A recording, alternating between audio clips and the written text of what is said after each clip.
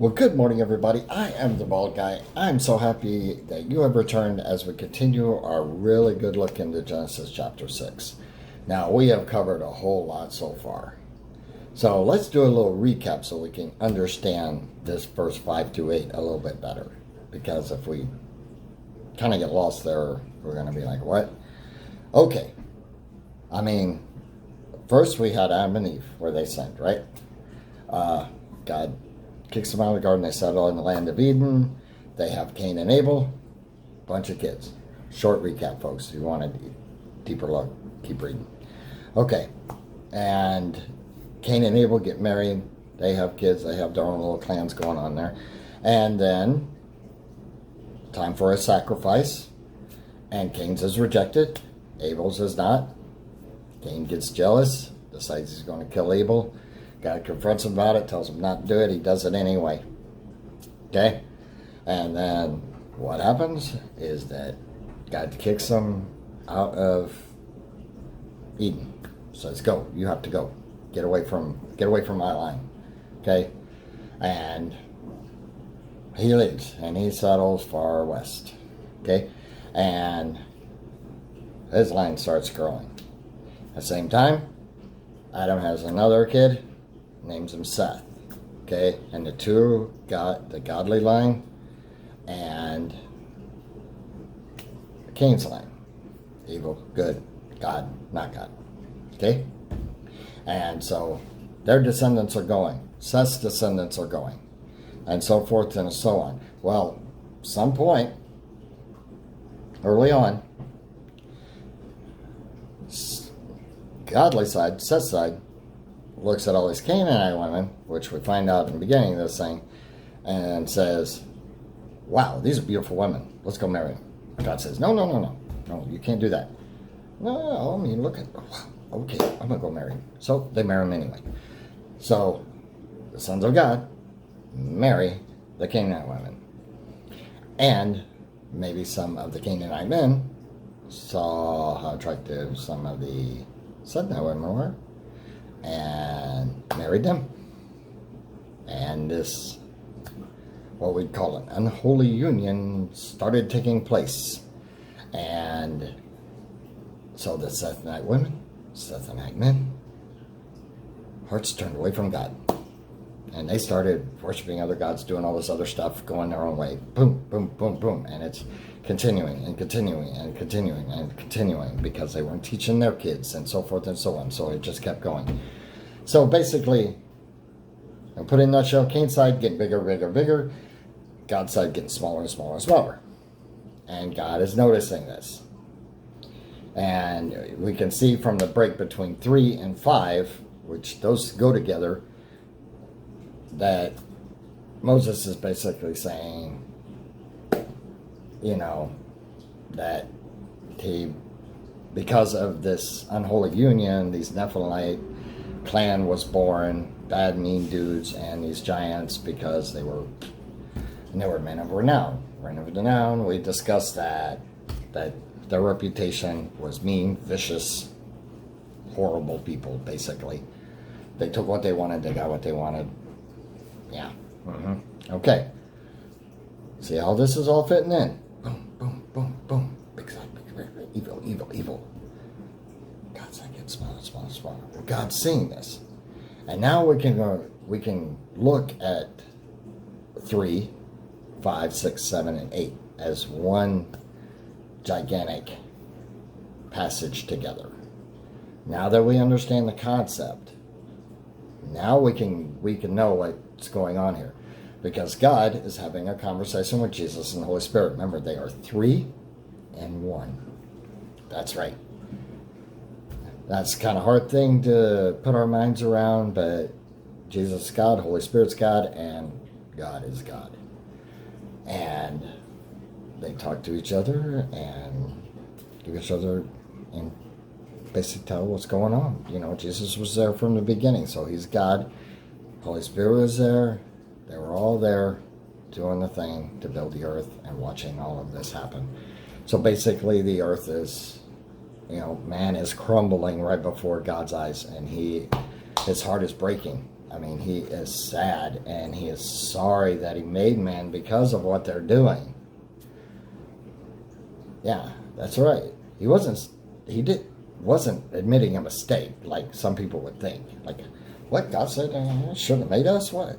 No. He was sorry he made man because of the decisions they were making. It was horrible. They wasn't coming back to him. You know, Seth's line was pretty small, but they were preaching and they were telling people to come back to God, and they weren't doing it. Hey, little question though, little break. Sound familiar today, huh? Yeah, true preachers of the gospel.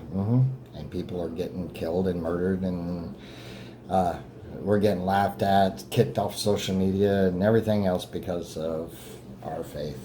That sound familiar? Well, if they had social media and all the stuff we had back then, I'm sure the same thing would happen to them. That's happening to us. History repeats itself. Seems the same thing is happening today. Back to our story. Okay, so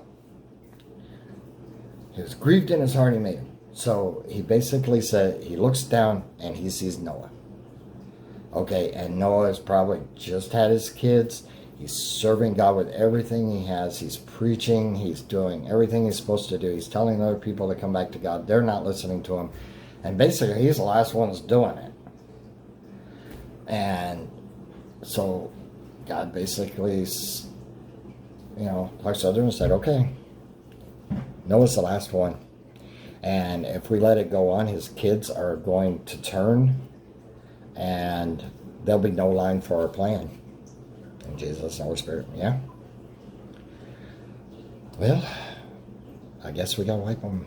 We gotta wipe it all clean. It's the only thing we can do. I mean, we're waiting as long as we can.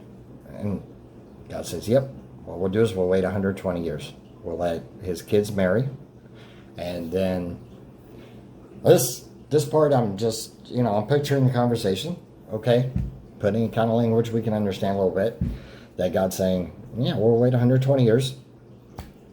And we'll have Noah build the ark. We'll give about 20 years for his kids to be married. Then Jesus, you can go talk to Noah and basically tell him what's going to happen. And tell him how to build this ark. And that him and his family is going to be saved. Nobody's going to turn. Doesn't mean he stops preaching. Doesn't mean he stops repenting. I mean,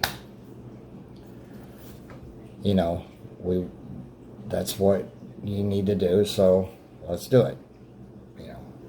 So that's why God, that's why I see this whole conversation happening. And then 20 years later, kids get married, the celebration happens, everything's going good. His kids are seeing how great this world is, apparently, but it's not. They only think it is.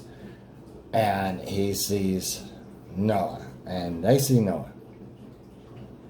Not a rich guy, not like some of the others. He's not making a ton of money, and his house is, probably would be, constantly needing repairs and stuff, and he's working the field, and, they're going, I don't know if I want this life.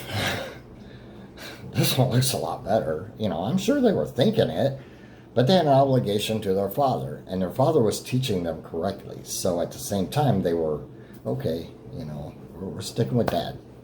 I'm sure they've had those conversations, but they got married, and they were living right around with Dad, and then Jesus comes down and talks to Noah.